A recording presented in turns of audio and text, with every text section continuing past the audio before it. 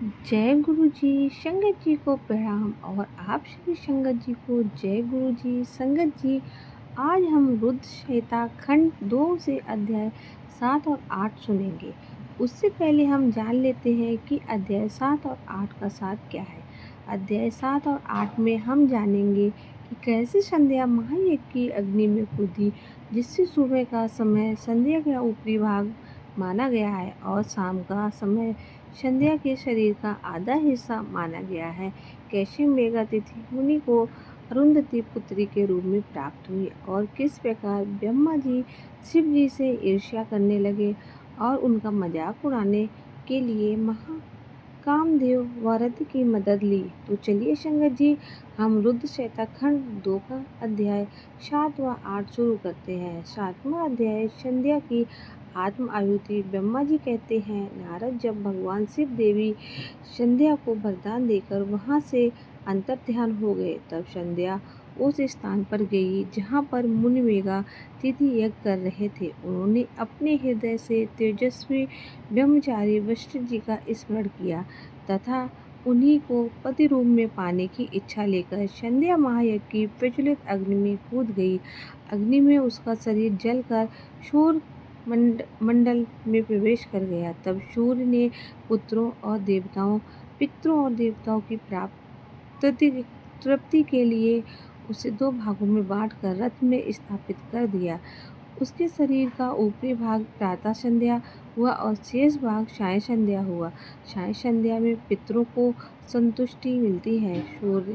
सूर्योदय से पूर्व जब आकाश में लाली छाई होती है, अर्थात सूर्योदय होता है, उस समय देवताओं का पूजन करें। जिस समय जिस समय लाल कमल के समान सूर्य अस्त होता है अर्थात डूबता है, उस समय पितरों का पूजन करना चाहिए। भगवान शिव ने संध्या के प्राणों को देवी शरीर प्रदान कर दिया है। जब वेदातिथि मुनि का यज्ञ समाप्त हुआ, तब उन्होंने एक कन्या को, जिसकी कांति सोने के समान थी, अग्नि में पड़े हुए देखा। उसे मुनि ने भली प्रकार स्नान कराया और अपनी गोद में बिठा लिया।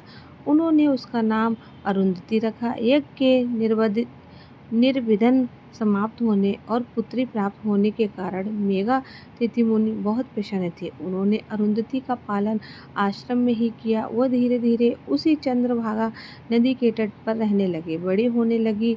जब वह विवाह योग्य हुई, तब हम त्रिदेव ब्रह्मा, विष्णु और महेश ने मेघा मुनि से बात कर उसका विवाह मुनि वशिष्ठ से करा दिया। मुनि मेघातिथि की पुत्री महासाध्वी अरुंधति अति पतिव्रता थी। वह मुनि वशिष्ठ को पति रूप में पाकर बहुत प्रसन्न थी। वह उनके साथ रमण करने लगी। उससे शक्ति आदि शुभ एवं श्रेष्ठ पुत्र उत्पन्न हुए। नारद, इस प्रकार मैंने उन्हें परम पवित्र देवी संध्या का चरित्र सुनाया है। ये सब समस्त अभिष्ट चिंतन। 8वां अध्याय। सूत जी बोलते हैं, ऋषियों, जब इस प्रकार प्रजापति ब्रह्मा जी ने कहा, तब उनके वचनों को सुनकर नारद जी आनंदित होकर बोले, हे ब्राह्मण, मैं आपको बहुत धन्यवाद देता हूँ कि आपने इस दिव्य कथा को मुझे सुनाया। हे प्रभु, आप मुझे संध्या के विषय में और बताइए कि विवाह के बाद उन्होंने क्या किया। क्या उन्होंने दोबारा तप किया या नहीं। सूत जी बोले, इस प्रकार नारद जी ने ब्रह्मा जी से पूछा। उन्होंने यह भी पूछा कि जब कामदेव रति के साथ विवाह करके वहां से चले गए और दक्ष आदि सभी मुनि वहां से चले गए, संध्या भी तपस्या के लिए वहां से चली गई, तब क्या हुआ।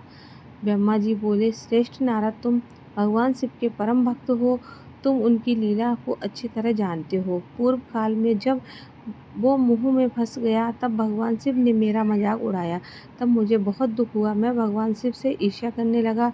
मैं दक्ष मुनि के यहाँ गया। देवी रति और कामदेव की भी वहीं थे।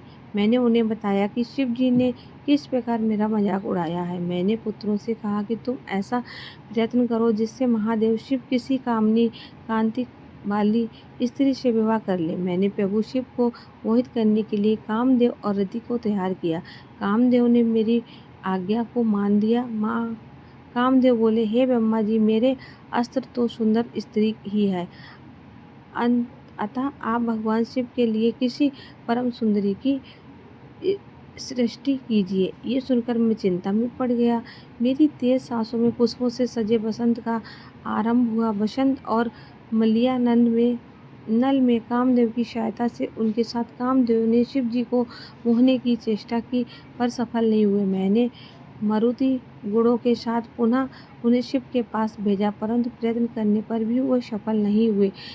अतः मैंने बसंत आदि सहचर सहित रति को साथ लेकर शिव जी को मोहित करने को कहा। फिर कामदेव प्रसन्नता से रति और अन्य सहायकों को साथ लेकर शिव जी के स्थान को चले गए। 8वां अध्याय समाप्त। संगत जी, गुरु जी के आशीर्वाद से हमने शिव पुराण का 8, जिसमें हमें शिव पुराण, महामय विदेश्वर संहिता और श्री रुद्र संहिता प्रथम खंड के समस्त अध्याय पढ़ लिए हैं। संगत जी, अगर आप भी शिव पुराण के समस्त अध्यायों का पाठ सुनना चाहते तो इससे पहले हम कर चुके हैं शिव महापुराण के, उन्हें आप सुन सकते हैं। संगत जी, आइए अब हम इसे यहीं विराम देते हैं। मिलते हैं आपसे अगली वीडियो में। तब तक के लिए जय गुरु जी, शुक्राना।